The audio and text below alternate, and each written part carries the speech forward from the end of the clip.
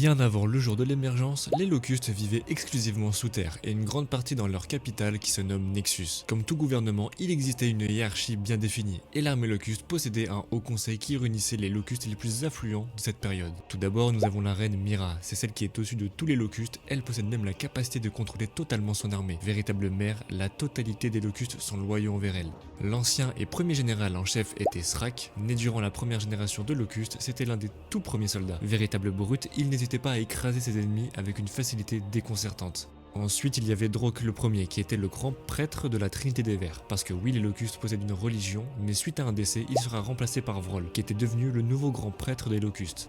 Et pour conclure, il y avait Ukon, scientifique en chef de l'armée locuste, c'est lui qui va être le créateur de toutes les créatures locustes utilisées pour la guerre, comme les corpseurs et j'en passe. Il était à l'origine de toutes ces abominations. En espérant que les vidéos Lords Gears of War vous plaisent, j'en prépare d'autres parce que c'est vraiment une licence que j'aime énormément, tout comme Red Dead 2 par exemple.